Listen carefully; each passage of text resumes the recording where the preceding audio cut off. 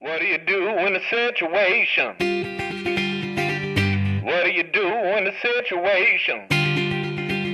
I had 5 very intensive palliative radiations, and started another 6 months of chemo. I became couch-bound, had to use a walker. I was on morphine.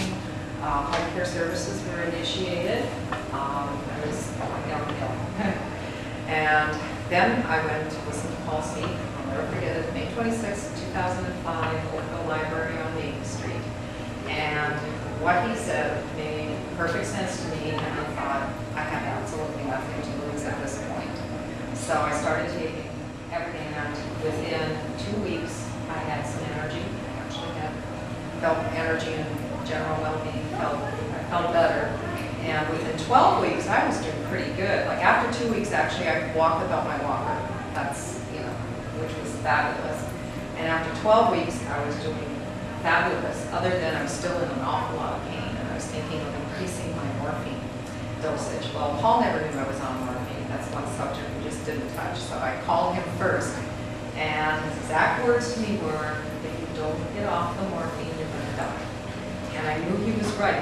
We just got results from my latest bone scan and an MRI at the time, and there was a further spread of metastases to my left rib cage and the neck. So I knew he was right. So I thought, yep, I guess I better get off the morphine. So I did it using natural, what am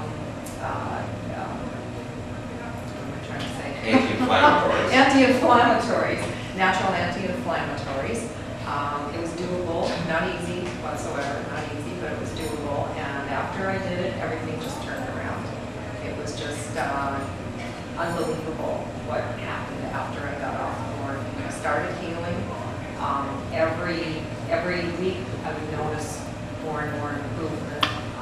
Every bone scan, every MRI showed improvement. My oncologist was really impressed. I started doing things I hadn't been able to do in ages, like, well, sitting was terrible for me, but I could sit at the computer. And actually last summer, it was great, a year ago, I could swim again. I found that I could swim. I was bowling, I was doing all kinds of stuff. So I wanted to go back to work, discuss that with my doctor. And after the palliative radiation, I had what we thought was irritable bowel syndrome. So I went through a bunch of tests and tried to go and have colonoscopy, and the surgeon couldn't get through because I had a stricture in my colon, and it was a result of the palliative radiation. So just this past September 12th, I went in to have it repaired, and they couldn't repair it. So I now have a permanent colostomy. And while I was in the hospital, I was just really lucky enough to catch pneumonia there. So I ended up back in the hospital after I was released. They let me go home with pneumonia, and the antibiotic didn't work. So 5 days later, I was in the hospital again with pneumonia in both of them. And I'm just getting over it now. It's been about a week that I can actually talk without coughing. So I decided to come up tonight and tell you my story. And I'll tell you, if it wasn't for Susan Nicholas, who introduced me to Paul, and for that night that I went to the Oakville Library, I would not be here anymore. I definitely wouldn't be. When the metastases of bone spread to my ribs and my neck, I was given a year and 6 months to 2 years to live. And that's 2 years ago, this past September. So I've passed, I've passed it. But anyway, forget about 2 years, forget about 5 years, I'm gonna last as long as I don't get hit by a Mack truck. Cancer isn't going to get me. Let's put it that way. Cancer is not going to get me. So anyway,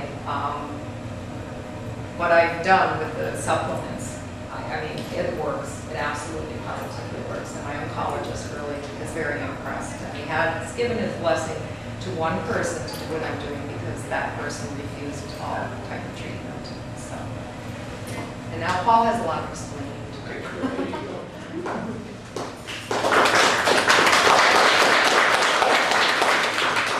I appreciate people like Joey coming out and telling their story, because sometimes it's very painful to revisit those kinds of situations.